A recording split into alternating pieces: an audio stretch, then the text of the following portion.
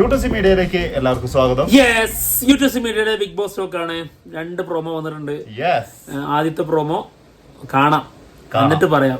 തീർച്ചയായും അല്ലേ, നമ്മളിങ്ങനെ ആഗ്രഹിച്ചു നിന്ന ഒരു സംഭവമാണ്. അതായത് എന്തായിരിക്കും ഇന്ന് ജിസേലിനും അനുമോൾക്കും ഇട്ടിട്ടുള്ള പണി എന്നുള്ളത്. അതായത് എല്ലാരും ഇതുവരെ കണ്ട ആൾക്കാരൊക്കെ ഇങ്ങനെ കാത്തിരിക്കുന്ന ഒരു സംഭവമായിരുന്നു. അതെ, അതെന്തായിരിക്കും എന്ന് അറിയാൻ വേണ്ടിട്ട്. പക്ഷെ വന്ന പ്രമോയൊക്കെ വെച്ച് നോക്കുമ്പോ അധികം പ്രതീക്ഷിക്കണ്ട. ഇതാണ് പ്രമോ. ചപ്പാത്തി കട്ടെടുത്തു എന്ന് പറഞ്ഞിട്ട് ഇവിടെ എല്ലാവരുടെയും മുന്നിൽ വെച്ചിട്ട് സംസാരിച്ചു അടിക്കാൻ കൈ പൊക്കി. That is not right. ഒരു ഫിസിക്കൽ അസോൾട്ടിലേക്ക് പോയി കഴിഞ്ഞാൽ ഞങ്ങൾക്കത് ശരിക്കും ഇവിടെ ഇനി സാധനങ്ങളൊന്നുമില്ല. ഷുവറാണോ? ഞാൻ വന്ന് പറഞ്ഞു തിരിച്ചു കൊടുക്കണം. 2 പ്രാവശ്യം പറഞ്ഞു, 3 പ്രാവശ്യം, 4 പ്രാവശ്യമാണ് നിങ്ങൾ പറഞ്ഞിട്ട് നിങ്ങൾ കേൾക്കുന്നില്ല എന്നൊരു കാര്യമല്ലേ? ഇങ്ങനെ ചെയ്യുകയാണെങ്കിൽ we have to take an action against Malayalam season 7 ഇന്ന് രാത്രി 9 മണിക്ക്. പേടിച്ചു പോയില്ലേ സംഭവം പ്രൊമോ കണ്ടപ്പോഴേ പേടിച്ചു പോയി. ഓ, ജിസേലൊക്കെ പേടിച്ചു. എനിക്ക് തോന്നുന്നില്ല ലാലേട്ടനെ പേടിച്ചു തോന്നുന്നു അല്ലേ? ജിസേല് ശക്തമായിട്ട് പറയല്ലേ, അതത്ര നല്ല കാര്യമില്ല എന്നുള്ള രീതിയിലാണ് പറഞ്ഞപ്പോഴേ ഞെട്ടി. അയ്യോ, ഇതിപ്പോ എനിക്ക് തോന്നുന്നത് എന്തുകൊണ്ടായിരിക്കാം ഇങ്ങനെ ഒരു രീതി. അതായത് സോഫ്റ്റ് ആയിട്ടാണ് അപ്രോച്ച് ചെയ്തിരിക്കുന്നത്. അത് വലിച്ചു കീറിയിട്ടില്ല. ശരിക്കും നമ്മളെല്ലാരും പ്രതീക്ഷിച്ചുകൊണ്ടിരുന്നത്, കാരണം അത്രയും വലിയ പ്രശ്നമാണെന്ന് അവര് തന്നെ പറഞ്ഞിട്ടുള്ളൂ. അവര് നിർത്തിവെച്ച പരിപാടിയാണ് തന്നെ പറഞ്ഞിട്ടുള്ള സംഭവമാണ്. ഇത് വലിയൊരു എന്തോ ഒരു സംഭവമാണെന്ന്. അന്ന് നമുക്ക് ചിരി തോന്നിയിട്ടുണ്ടായിരുന്നു. ഈ കാര്യത്തിനാണോ നിർത്തിച്ചത്? പിന്നെ നമുക്ക് അതാണ് അവിടുത്തെ നിയമം, അതാണ്. ഇതൊക്കെ വെച്ച് നോക്കുമ്പോ ശരിയാണ്, അത് വലിയൊരു സംഭവം തന്നെ. അത്രയും വലിയൊരു സംഭവത്തിനെ ചോദ്യം ചെയ്യുന്നതാണോ ഇങ്ങനെ? അതെ, അതായത് അവരുണ്ടാക്കിയിരിക്കുന്ന നിയമം അത് തുടർച്ചയായിട്ട് പാലിക്കാതെ എതിർത്ത്, അതായത് അവരോട് ഫൈറ്റ് ചെയ്ത് തന്റെ അവകാശമാണ് എന്നുള്ള രീതിയിൽ അത് ആള് ചെയ്തുകൊണ്ടേയിരിക്കുന്നു.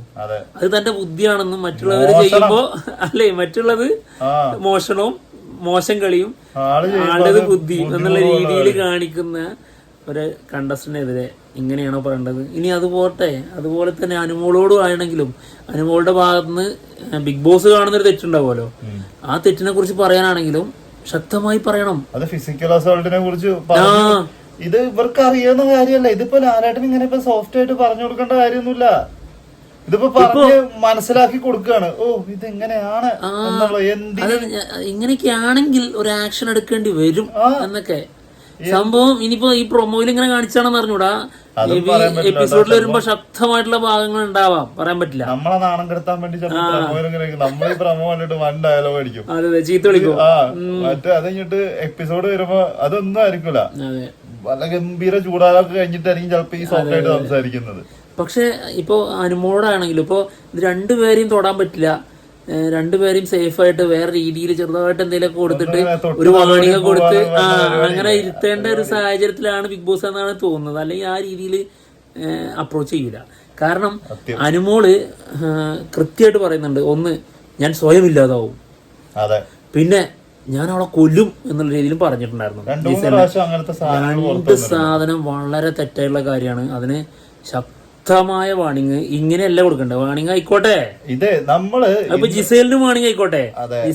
ജിസേലിനെ ഈ ഒരു കാരണത്തിന് പുറത്താക്കണമെന്ന് നമുക്ക് അഭിപ്രായമല്ല. കാരണം ഇല്ലല്ല, അതായത് അതിനുള്ള ഭയങ്കര പവർഫുൾ ആയിട്ടുള്ള രീതിയിൽ അത് ചോദ്യം ചെയ്യുക, കൃത്യമായി അത് അവരിലേക്ക് എത്തിക്കുക, പണിഷ്മെന്റ് കൊടുക്കുക, ഇത്രയും കാര്യങ്ങളാണ് നടക്കണം. അത് നല്ല, അതിന് ഇങ്ങനെയല്ല സംസാരിക്കേണ്ടിയിരുന്നത് എന്നാണ് കേട്ടോ പറയുന്നത്. കുറച്ചും കൂടി സ്ട്രോങ് ആയിട്ട്. ഇത് സോഫ്റ്റ് ആയി പോയി. ഇത് ഭയങ്കര സോഫ്റ്റ് ആയിട്ടാണ് ഈ സംസാരിക്കുന്നത്. അതെന്തുകൊണ്ടായിരിക്കാം? അതെന്തെങ്കിലും കണ്ടിട്ടുണ്ടാവില്ലേ? അതായത് എനിക്ക് തോന്നുന്നത് അറിയോ,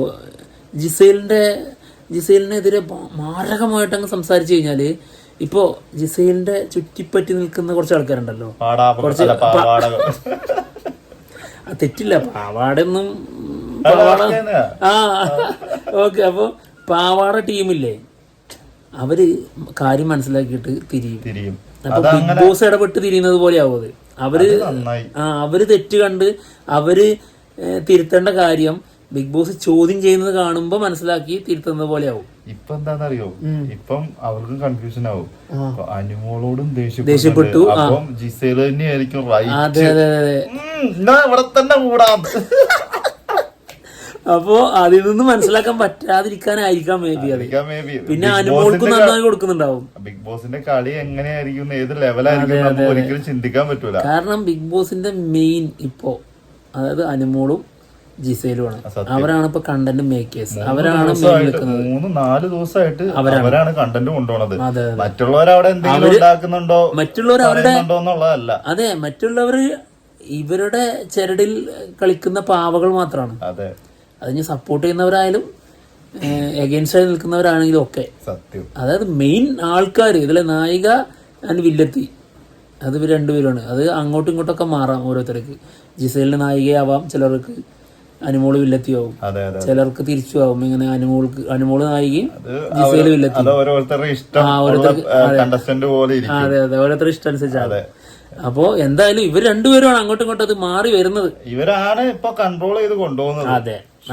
അപ്പൊ എന്തായാലും എനിക്ക് തോന്നുന്നില്ല ഇവർ രണ്ടുപേരെയും, ഇത് എന്താണെന്നറിയോ, ഇവർ രണ്ടുപേരുടെയും ഭാഗത്ത് തെറ്റുണ്ടെന്നുള്ള രീതിയിൽ ഇത് കൊടുക്കാൻ വേണ്ടിട്ടാണ് ഇപ്പൊ ആ ഒരു പ്രമോ വന്നേക്കെന്ന് തോന്നുന്നു.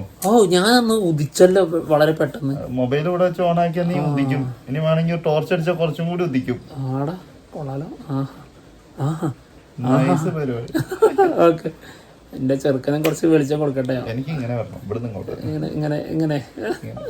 ഓക്കെ, അപ്പൊ എന്തായാലും അടുത്തൊരു വേറൊരു പ്രൊമോ ഉണ്ട്. നമ്മൾ പ്രതീക്ഷിച്ച ഒരു പ്രൊമോ തന്നെയാണ് കേട്ടത്. കാരണം നെവിൻ എന്തായാലും അവിടെ കോമഡി ഉണ്ടാക്കുന്നുണ്ട്, നല്ല കണ്ടന്റ് ഉണ്ടാക്കുന്നുണ്ട്. പക്ഷെ അത് റൂൾസ് ബ്രേക്ക് ചെയ്യൽ തന്നെയാണ്. നല്ല പോലെ അത് ചില്ലറയൊന്നും അല്ല. അപ്പം ഏറ്റവും കൂടുതൽ എനിക്ക് തോന്നുന്നു അവിടെ മോഷണം അല്ലെങ്കിൽ കള്ളത്തരം കാണിക്കുന്നത് നെവിനാണ്. പക്ഷെ എന്താണെന്നറിയോ, എല്ലാം വിളിച്ചു പറഞ്ഞ് നടക്കും. ബിഗ് ബോസിന്റെ അടുത്തോ എവിടെയെങ്കിലും ഒക്കെ അത് പറഞ്ഞു വെച്ചിട്ടുണ്ടാവും. അത് കാണിച്ചുകൊണ്ട് തന്നെയാണ് ഇത് പോകുന്നത്. അതൊരു സത്യം. അപ്പൊ എന്തായാലും ഇതൊന്ന് കാണാം. പ്ലാൻ ചെയ്ത ഒരു സ്ഥലമുണ്ട്, പണിപ്പുര. നെവിൻ അവിടെ പോകണമെന്നുണ്ടോ? എനിക്ക് ഇപ്പൊ ഭയങ്കര ആഗ്രഹമുണ്ട് പോകണം. അപ്പൊ ഇപ്പൊ തന്നെ പോവും. ഞാൻ അപ്പൊ തന്നെ ഒരു ഗിഫ്റ്റ് ഞാൻ അവിടെ വെക്കാം.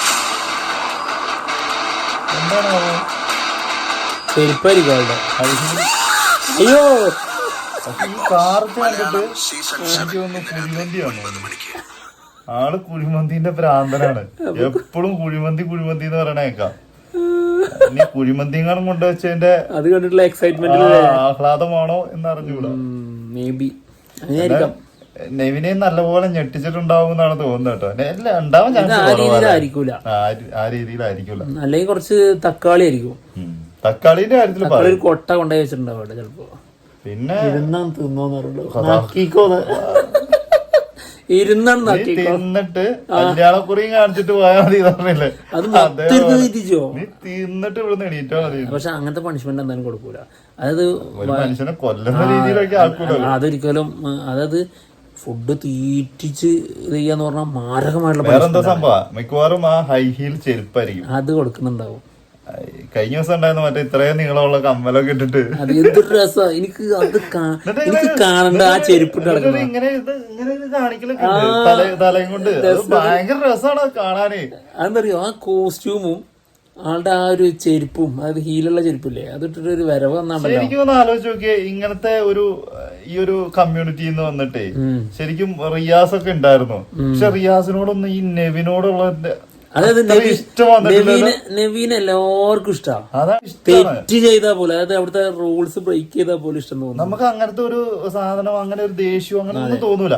ആളോടൊരു പ്രത്യേക ഇഷ്ടം. അത് ശരിക്കും അവിടെ ഉള്ള എല്ലാ കണ്ടസ്റ്റന്റും എല്ലാവർക്കും ഉണ്ട്.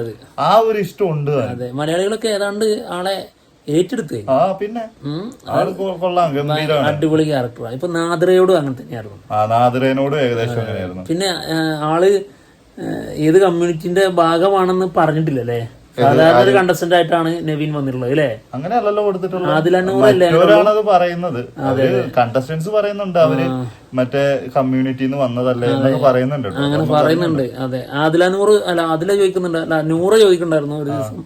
അതായത് ജെൻഡർ എന്താണെന്നുള്ള വെളിപ്പെടുത്താൻ ആഗ്രഹിക്കുന്നില്ലല്ലോ. ഇല്ലല്ല, ഞാനത് അങ്ങനെ ആഗ്രഹിക്കുന്നില്ല എന്ന് പറയുന്നത്. Okay okay. അങ്ങനെ ചിലപ്പോൾ ഉണ്ടാവും. അപ്പം മറ്റുള്ള കണ്ടസ്റ്റന്റ്സ് പറയുന്ന കേട്ടതാണ് അവിടെ പക്ഷെ LGBT കമ്മ്യൂണിറ്റി റിയാസിനോട് ഇതേ സംബന്ധം ചോദിച്ചിട്ടുണ്ടായിരുന്നില്ലേ ഏതാണെന്ന്, അതും ആള് റിവീൽ ചെയ്യാൻ പറഞ്ഞിട്ടില്ല. ആളും ഇതേപോലെ തന്നെയായിരുന്നു. ശരിയാ ശരിയാ. എനിക്കിപ്പോ റിവീൽ ചെയ്യാൻ സൗകര്യം ഇല്ല. മൂപ്പര് പിന്നെ ചൂടാവലാണല്ലോ, അറ്റാക്കിങ് ആയിരുന്നു എന്തെങ്കിലും ചോദിച്ചാൽ. അതെ അതെ. എന്താണെങ്കിലും രസമുണ്ട്. എന്തായാലും ഇന്ന് എന്താ സംഭവിക്കുക എന്നുള്ളത് കണ്ടെന്നെ അറിയാം. ഇനി നമുക്ക് എപ്പിസോഡ് കാണാം. അതെ അതെ. നമുക്ക് ബിഗ് ബോസിന്റെ ഐഡിയ എന്താണ്, അവരെന്തോ ഒന്ന് ഉദ്ദേശിച്ചിട്ടുണ്ടെന്നുള്ളത് വ്യക്തമാവുന്നുണ്ട്. നമ്മള് കണ്ടസ്റ്റൻസിനെ കുറിച്ചല്ല, നമ്മള് ബിഗ് ബോസിനെ കുറിച്ചാണ് പഠിച്ചുകൊണ്ടിരിക്കുന്നത്. ബിഗ് ബോസിനെ കുറിച്ച് മനസ്സിലാക്കണം. ബിഗ് ബോസ് എന്താണ് ചെയ്യാൻ മനസ്സിൽ കാണുന്നതെന്നാണ് ആലോചിക്കുന്നത്. ലാലേട്ടൻ സോഫ്റ്റ് ആയിട്ടുണ്ടെങ്കിൽ അതിനനുസരിച്ച് അതിനെന്തോ കാര്യമുണ്ട്, സത്യം, അത് ഉറപ്പാ. അത് എന്തായാലും കഴിഞ്ഞ സീസണിലൊക്കെ ഓക്കെ ആള് ഭയങ്കര വീക്കായിട്ട് തോന്നുന്ന ചില സമയങ്ങളുണ്ടാവും. അത് ആളുടെ ഭാഗത്തുനിന്ന് വരുന്ന തെറ്റായിരുന്നു. പക്ഷെ ഇത് മനഃപൂർവ്വം കൊടുക്കുന്ന കാര്യമാണ്. അപ്പൊ എന്തോ ഉദ്ദേശിക്കുന്നുണ്ട്. ഇപ്രാവശ്യത്തെ ബിഗ് ബോസ് അങ്ങനെയല്ല എന്നാണ് നമുക്ക് തോന്നിയിട്ടുള്ളത്. നമുക്ക് നോക്കാം. അതെ. അപ്പൊ എന്താണെങ്കിലും നാളെ കാണാം. യെസ്, നാളെ ബൈ.